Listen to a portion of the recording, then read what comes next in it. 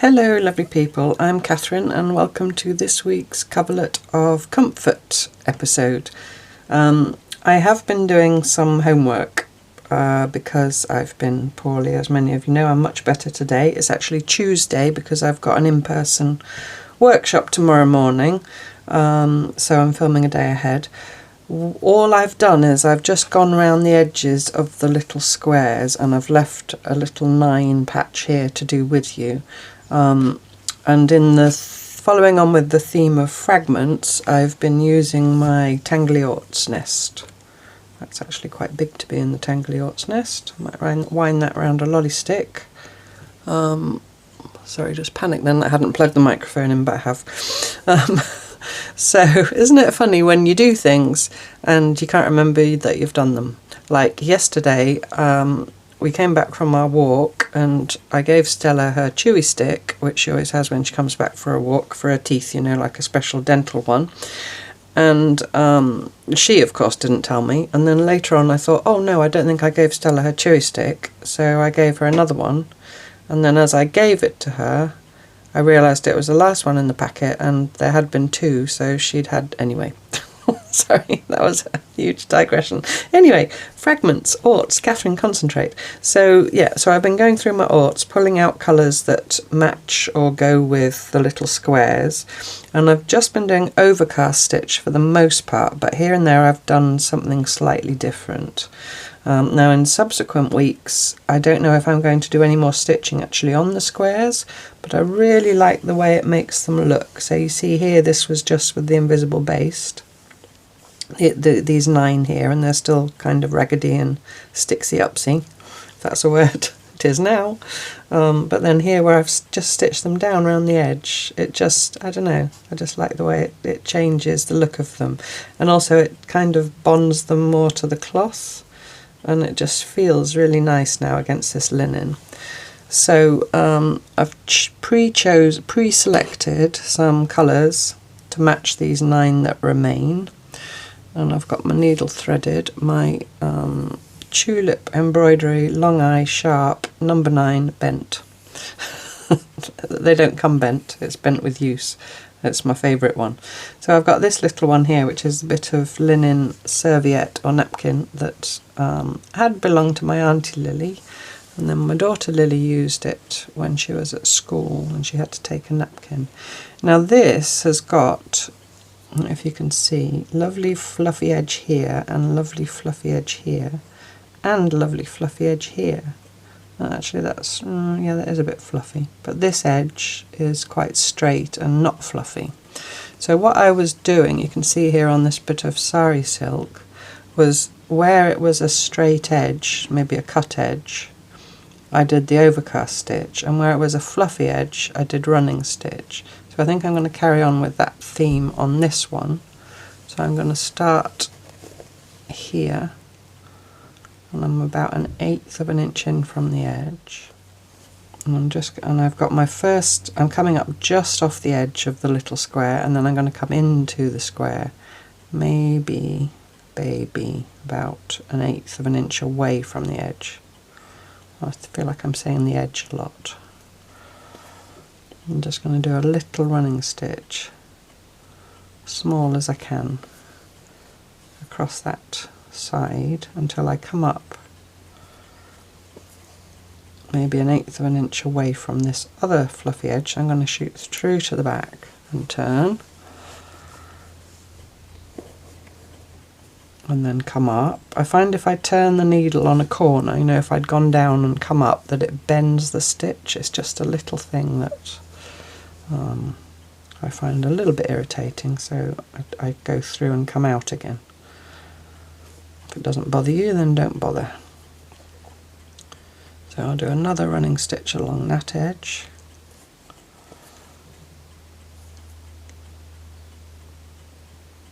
And go through to the back. And I'm just adjusting my stitch length here and there a little bit just to make sure I end up in the place that I want to be. That stitch ended up a little bit longer. Actually, I think I am going to overcast that edge now. I've changed my mind, so I'm going to come up off the edge and then just take tiny little overcast stitches, which I for the most part do in the same way that I do couching. So I'm doing straight stitches but parallel, if that makes sense, or offset.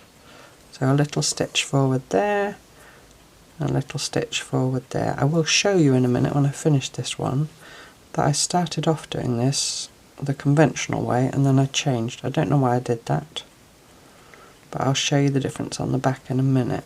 So when I come to a corner with overcast stitch, I kind of come up my 1/8 of an inch or so from the end, and then I go down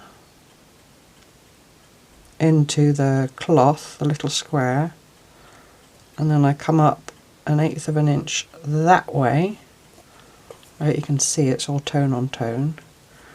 And then I go down into the same hole, and then I come up on the very corner, just off the edge of the square, and then I turn it round, and then I'm going to come back into that same place again, and then come forward ready for my next stitch. And then as that stitch falls diagonally on that corner, I just kind of make sure that it's going to fall. This is still a bit frayy, this cloth, but sort of exactly on the corner. I'll show you again on another subsequent square, hopefully, that's less invisible. And then off I go again just to finish off that last edge. This is just my process, you know, it's not the right way or the wrong way, it's just my way. And the 1/8 of an inch thing, you do have to sort of listen to the cloth. If the cloth is very fragile, then you might need to take a slightly bigger bite, and if the cloth is more sturdy, then you can probably get away with a smaller bite, just to hold it. So that's that one done, so I go over to the back and just finish that off. With a couple of little back stitches and snip, and that's long enough to be useful, so I'll put that back in the orts. I'll just show you quickly what I mean. So if I show you the back, right, do you see here, this is me doing it my way, how it looks on the back, and here for these first 2 rows, well, here I realised I did it the conventional way of going, as you take the stitch you come forward for the next one, but you work your needle into the same side every time. So if you were working around this gold square here, where's my needle gone? It's not the right one, but it's okay to show you. You come up, you go into the square and you come up in the next place on the outer edge, and then like that. So you're doing a diagonal movement. Sorry. And that's why on the back there you get these little diagonal stitches, but the way I do it, you get these little running stitches on the back. I have no idea why I started doing it like that, but I do prefer the look of it on the back this way. I'm obviously not taking that out, it's part of the story. I'll have a little sip of my tea. I've still got a slightly croaky voice, but you know, these are just little things to be aware of. So little things that absorb you with the process and make it interesting, I think. So that's that one done. So now I've got this check here. Now I could do any number of colours there. I could do green, dark red, cream. I think I went with dark red because I've got green next to it. So I'm going to do this one green. So I thought I'd pick the dark red for this. This is a shorter bit, hopefully it's long enough. He was cutting the grass again this morning, but he seems to have finished. Mine needs doing again, actually. It's grown quite a lot. We had some rain. We had Storm Amy. It was the first named storm of the year. Over the weekend. It wasn't too bad down here. I think it was worse up north. Here it was just a bit of wind and rain. I shouldn't have done that. I've pulled the edge of my linen and I'm going to cut it off before it runs any further. So I'm doing this one. So first of all, inspect for the fluff. I haven't done it, some of them I've gone right round because they were stable, you know, right round with the overcast stitch. I think this one, maybe that edge needs to be a running stitch and the other 3 edges can be overcast. So I'll start with the running stitch. I'll come up just off the edge. Maybe you can see a bit better on here.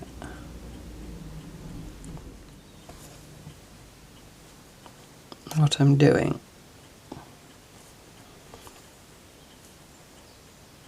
When you've got check cloth or stripe cloth, you can follow the lines, can't you? If you've cut it straight, of course. And I'm going to get my last stitch as an overcast stitch, so I'll turn it first. Now here it's starting to fray, but I'm just going to go with that. Maybe I'll just try and poke it under with my needle. Obviously I'm raw edge here, so that's just par for the course. So I'm going to do my little overcast stitches. It's poked out again. I'll just try and trap it under the stitch. It's just showing up quite a lot because it's the white background.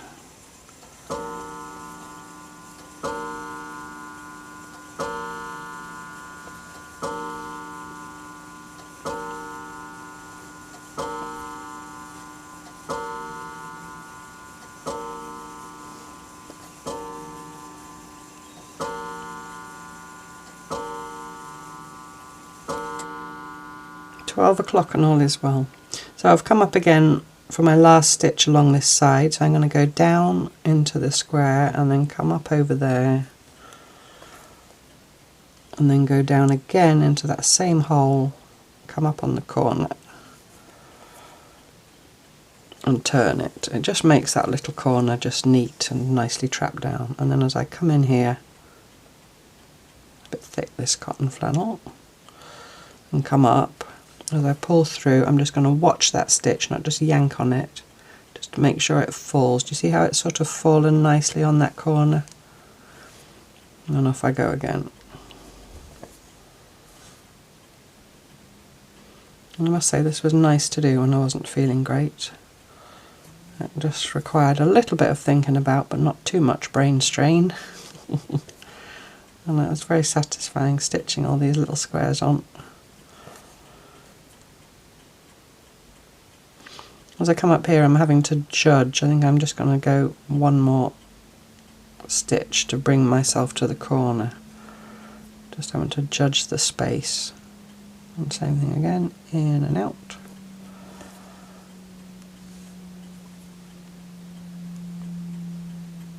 I'm just off that corner. I think I've just got enough thread. The overcast stitch takes more thread than the running stitch, but I think there's a little loose one that can come off.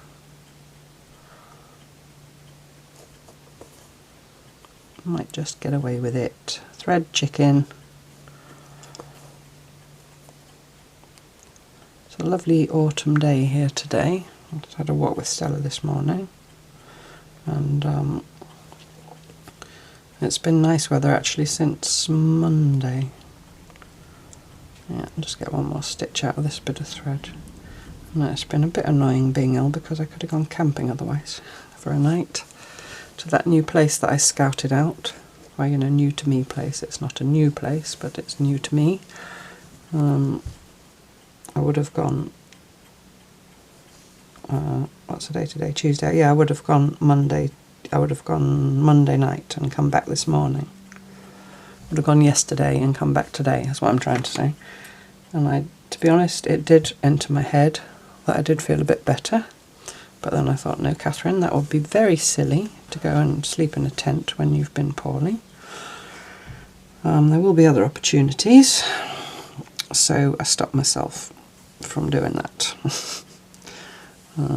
Right, so I've got this one, and I didn't have any black thread in here, but I have got this because the background is black. I could have used green again, but instead I've gone for this very dark brown. Just, of course, I've got black thread elsewhere, but in the spirit of using the aughts,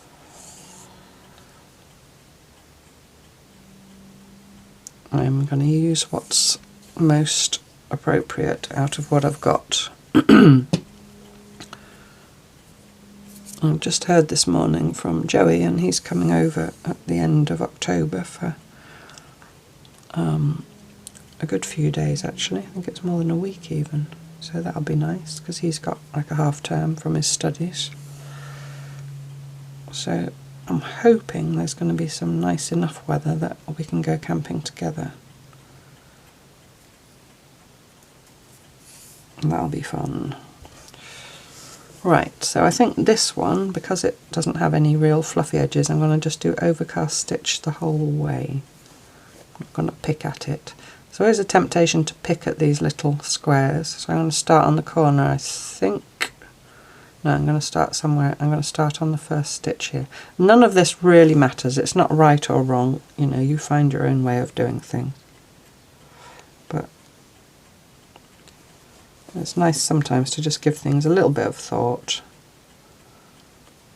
rather than just going at it like a bull at a gate, like my dad would have said. Another expression of his was to give something a good coat of looking at. So if he was doing a project and, you know, just having a rest basically, having a cup of tea, he would be studying whatever project it was that he was working on. So what you doing, Dad? And he'd say, I'm just giving it a good coat of looking at.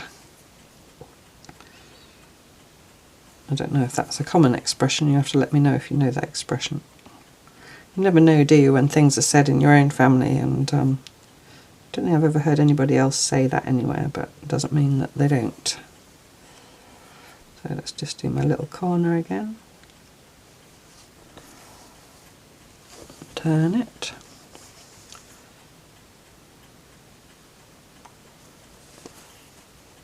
Oops.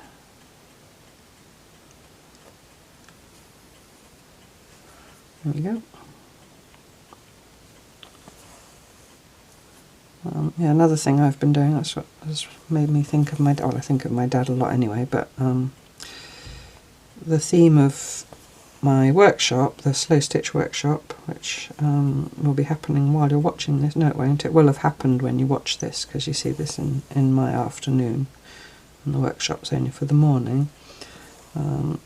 It's a 3-part kind of mini course, Introduction to Slowstitch.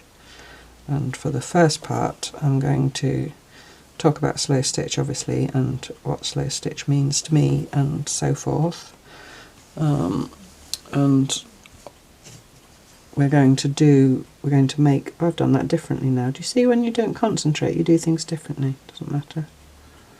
I'll just do it like this. Interesting.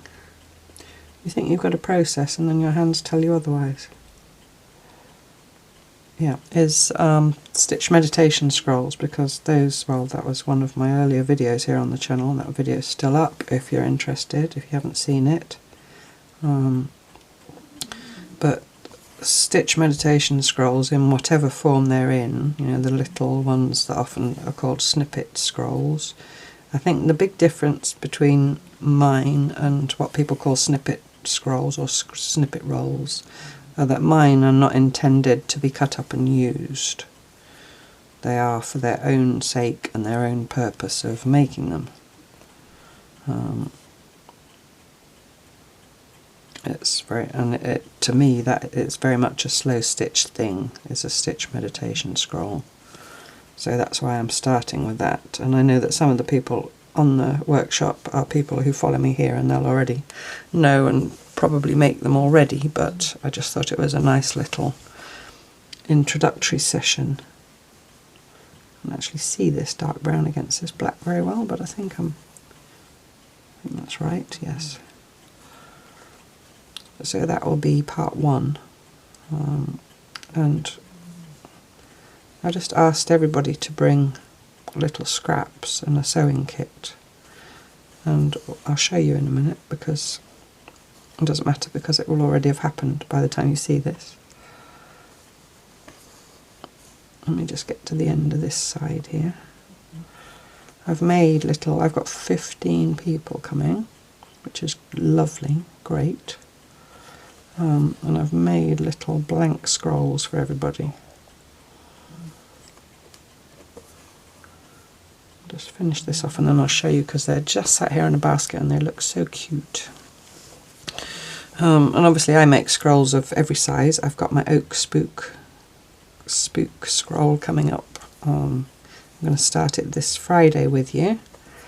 I've finished my one that I started with the eco prints I did when I first lived here, and I'll show you that on Friday, all finished. Attached to its scroll with its closure and everything, so that's coming up. And then I was working on, I'll show you that on Friday as well because it's over there. I've got one made of my dad's shirts, which was a cloth weaving one on a piece of indigo dyed cloth, and I've been stitching on that while I've not been feeling very well. I mean, they're lovely things to do while you're not feeling very well, but you know, because it was made with my dad's shirts as well, so it's a memory scroll. But anyway, let me show you what I've got for the people in my workshop. Look at this loveliness. So I've got, for the most part, little Silco wooden spools. There's one or two coats ones, and I've chosen nice ones. I think they've all got a label. Some of them have only got one, some of them have got both. So then on here I've got a little strip of cotton sheet, and I've made nice fluffy edges, and I think they're about 18 inches long, something like that. And then I've got some of this lovely silk that Jill sent me, actually Jill in Scotland, natural dyed silk, twisted fibre tied around it, that I thought maybe the people will either like to couch it on in some way, or maybe they could use it as part of the closure. And then I've got a little vintage button. I think these came from Vicky. I've got a little jar of them that Vicky sent me. So I've put a little vintage button on each one as well that they could use again as part of the closure, and I've just tied that on with a little bit of the walnut dyed silk thread. So each person, excuse me, each person will get one of those to make a little scroll, a mini scroll during the workshop.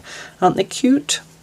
So I think there's 15 in there. I keep counting them because I'm in fear that I've miscounted. Pretty 1, 2, 3, I want to count them again. 1, 2, 3, 4, 5, 6, 7, 8, 9, 10, 11, 12, 13, 14, 16. Oh, I made a bonus one. Yes, I did make a bonus one. I don't know why, but anyway, I did. I think it's that one with only one label wherever it's gone. Unless someone takes a shine to it with its one label. Yeah, I just made it as an extra. Can't find it now. Anyway, so there we go. So everybody will get those. I'll take some of my own scraps as well, obviously, in case people haven't got, there it is. People haven't got scraps. And yeah, we'll sit and work on those for the morning. And I shall witter on about Slowstitch. So yeah, I thought that was just lovely for the first one, and I hope they all think so too, and I hope they enjoy it. And if you're watching this and you were on the workshop this morning, I hope you did enjoy it. And that you're looking forward to part 2 next month, which will be something else. I'm not going to say what, but I do already know. So yeah, there we go, mini scrolls. Anyway, back to this. That's what we're supposed to be doing. So yeah, Friday's video will be my oak scroll, the beginning of, and I'll show you those others as well. If I forget, shout at me and tell me. I won't forget. I'll try not to.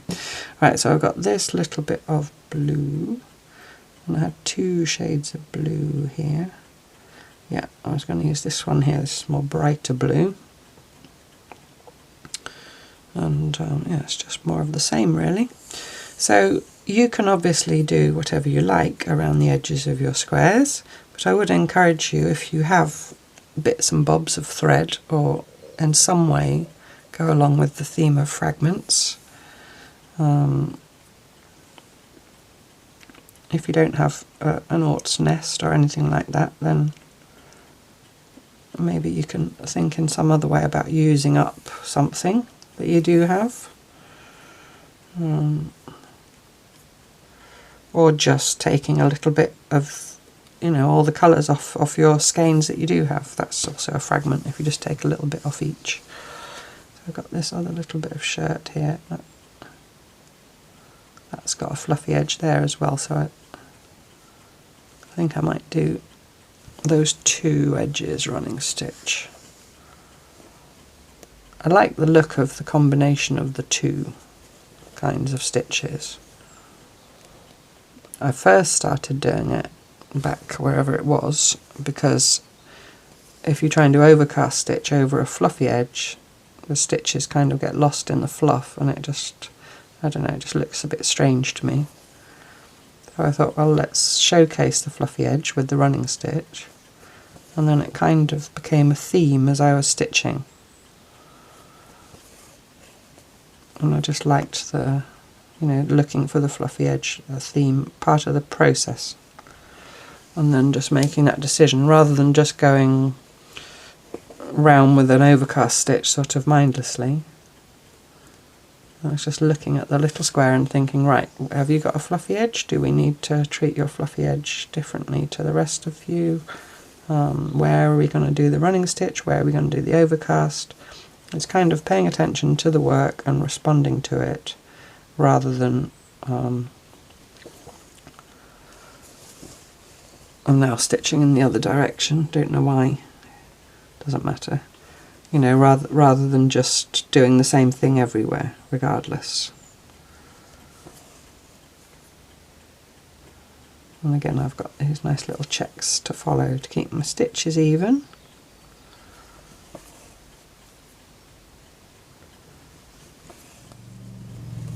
So that's that one done. He's back again. He obviously hasn't finished his mowing. That's long enough to go back in the orts. Now I've got this bright green. Oh, he's got his trailer on the back.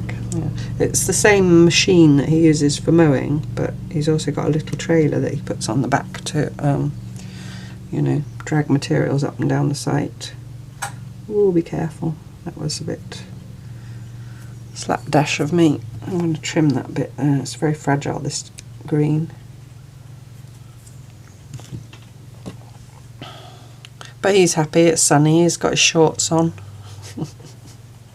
He wears shorts for most of the year. I think he's maybe November, December, he hardly wears shorts, but if it's a sunny day then he'll put them on. There's quite a thing in England of people wearing shorts. Post people often wear shorts, even all year round. I mean, it doesn't get that cold here in the West Country. I say in England, I don't know if it's the same all over England. Why are you not separating nicely? It used to be a thing, didn't it, that you'd wear shorts as a young boy to a certain age, and then you'd, whatever the weather, winter and summer, and then you go into long trousers when you were, I don't know what age, puberty, I guess. That was part of your, I'm really struggling with this thread, part of your growing up was to get your first pair of long trousers. I don't, maybe in some private schools in the uniform they still do that. I don't really know. Tell me if you know. Tell me how to get this thread apart. There's one bit.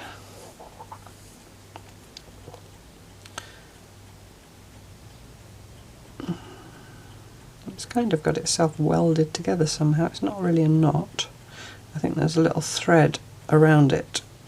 A little fibre of the... The trouble is if I yank at it, I might get a knot. Well, that took a little while. I finally got two bits off.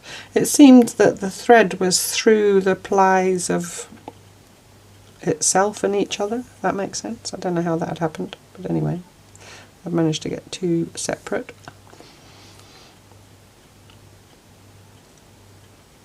And I've managed to get them through many... I'm hungry. I had porridge for breakfast and that usually sets me up, but I'm actually feeling quite peckish. Right, let's do this little greeny one. So I think I'm going to do... running stitch all the way round on this one and stay on it. because it's so fragile. I think if I start trying to overstitch the edges, well, I managed it up there all the way around. I don't know, maybe I won't. I don't know. Will it look odd if I do all running stitch? Let's just go for it.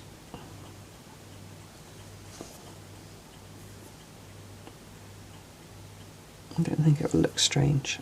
It will look different, but that's not necessarily bad, is it? Looking different. There we go. So, like I said, it does look different, but I like it. So next is this one. Now this has got a lovely fluffy edge there, so I think I'm going to just do running stitch down that edge and overcast stitch around the other edges. I keep brushing the phone with my, I'm using my phone to film, I always do, I don't have a camera.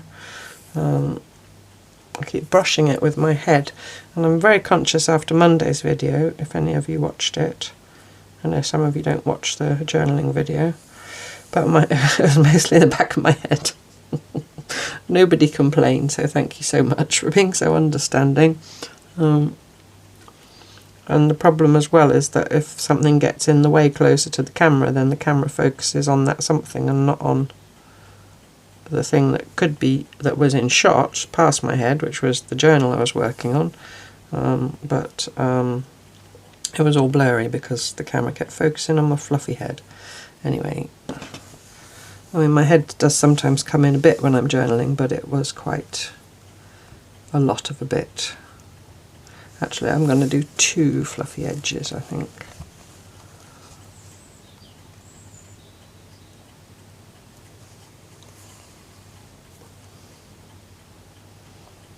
So I'm going to do this one and then the one that is perpendicular to it. Okay, so that's, you can't really see the blue on blue, but that's my 2 lines of running stitch, and now I'm going to do my overcast stitch. So that's that one done. I'm sorry, I'm doing a lot of not talking, which I'll edit out, obviously. I haven't really got a lot to tell you when you're just lying on the sofa all the time. Not a lot happens.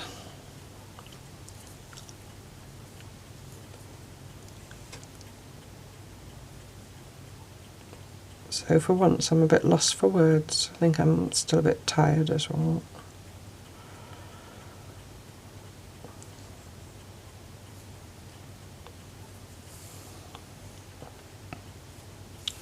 So now I'm going to do this little red square with red thread. I think I'm going to do this overcast all the way around.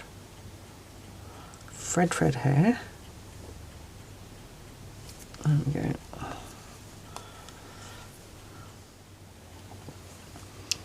Okay, so that's the red square done. Sorry, a whole load of me not saying anything. Not usually lost for words, am I? You might have noticed. I was just thinking though, I've just got these 2 last ones to do, the gold and this one.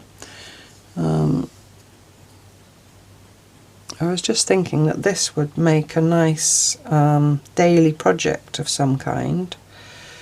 As a calendar, you could map the temperature or the weather in some way, or your mood, or any number of things, just by choosing a square of a certain colour, or you could just do it as a daily practice without it having any particular meaning. You could pre-cut or tear a load of squares and put them in a bag or a basket or a bowl, and just reach your hand in every day, pull out a little square and stitch it onto something.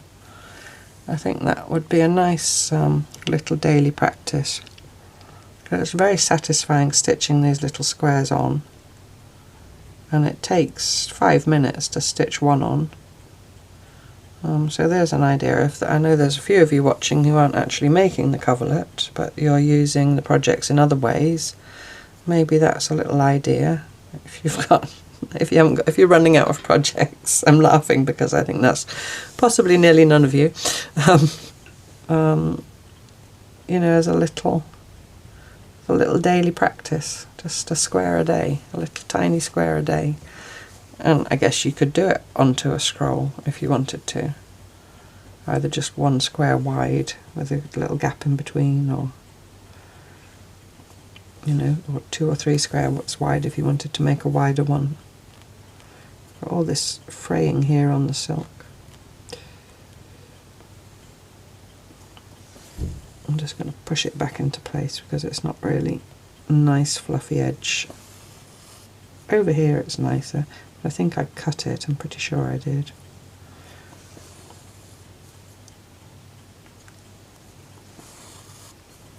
And I think I might overcast all the way around on this one. I've got a nice long bit of thread, so I know I've got enough. And because I finished up there, I'm going to take my corner stitch next. I'm just noticing that that's happened. Hold that down with my thumb and just let that stitch lay nicely. You want to be just off the corner. If you get slightly under it, then you bend your corner over. It's just how finicky you want to be, really. If you get further away, then obviously you'll see some of your stitch against the background cloth. So yeah, you'll have to let me know if that idea speaks to you of doing a little square a day for a set number of days. Sometimes these little projects, like we did the moon stitching some time ago, you stitched the phases of the moon. If you've lost your mojo or you've lost the habit for whatever reason, just to prepare yourself a little daily project that takes maybe 5 minutes, and just build it into your day when you know there's a time every day when you're sat quietly. I mean, 5 minutes, you could almost do it while you wait for the potatoes to boil for supper, or, you know, if you have to go and pick kids up from school, you could do it in the car, or, you know, whatever.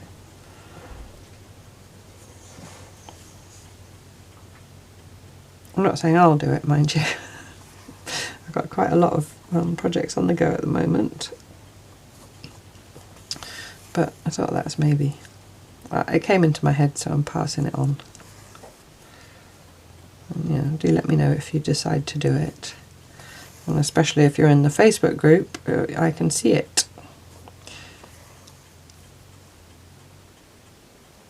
I think every so often we have people joining the Facebook group who haven't come from here, they've come from Facebook. I think the group now, we've got over 5,000 members. So I think, I don't know, I don't really look at wider Facebook, I only look at the group, the Slowstitch with Catherine group. But I'm guessing that Facebook promotes the group as well, and so people join from Facebook. And it does say when you join about my YouTube channel, but you know, people just click without reading sometimes, don't they? But I see occasionally by the messages people put when they first join that they don't really know about why they're there and what's going on and the YouTube channel. But I'm guessing they then find their way here, so that's nice. They wander in because they see the Slowstitch title and that attracts them, and then they find us here on YouTube as well. It's just another way around, isn't it? We are still keeping it very much focused on what happens here on YouTube, the projects, because there are generic Slowstitch groups all over Facebook, and that is what the people in the Slowstitch with the Slowstitch with K3N group want it to stay focused on the projects. It's not me and my ego. So yeah, do join us if you haven't already and you don't mind doing Facebook. I know a lot of people these days don't want to do Facebook, and I completely understand that. But there's nothing else in there except for us chatting about this stuff that we do here, this and the journaling, and sharing photos of work, you know, people sharing their photos if they're making the coverlet of comfort, or they're following the journaling prompts, or they're doing any of the other one-off things.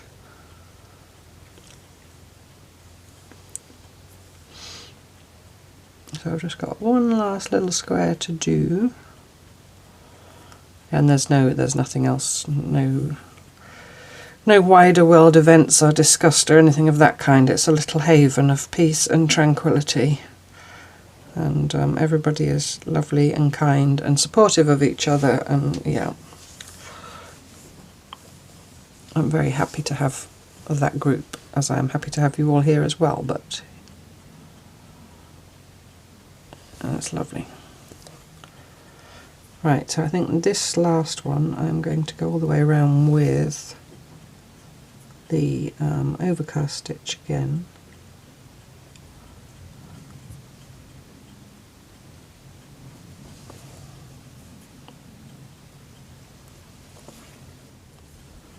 So I've done 2 sides and I'm very much playing thread chicken.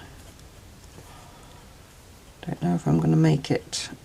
That is a little bit the issue with using aughts. If you've only got one short bit of the thread of a certain colour, be prepared that you might run out at one point and have to use a slightly different colour.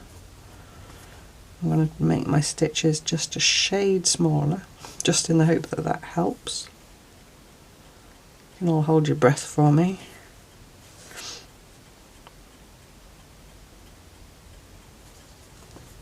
How am I going to make it? Can I bear the tension? One more stitch through to the back. Try not to unthread your needle. Just about manage, I think. That was close. There we go. Phew. Okie dokie. So that is it for this week. It's pretty simple and straightforward, but very pleasurable to do. I hope you enjoy doing yours. I've got a knot comes, I don't know why, but I think it was from the invisible base, so it doesn't matter. Anyway, so there we go. So that is all the little squares stitched down, and then we'll see next week what we do next. I have no idea at this stage, to be honest. I haven't really been thinking about it because of my coldy brain, but we'll come up with something. So I hope you enjoy that. I hope you enjoy stitching on yours. Why are we on the wonk? It now looks on the wonk to me. I think my phone's on the wonk. Apologies if it's been on the wonk the whole time. This is a week of bad videos, apparently. Anyway, thank you so much for watching. Happy stitching, and do tune in on Friday if you're interested in seeing the oak spool and other stitch meditation scrolls in the making or made. Take care of yourselves. Lots of love and kisses. Bye bye.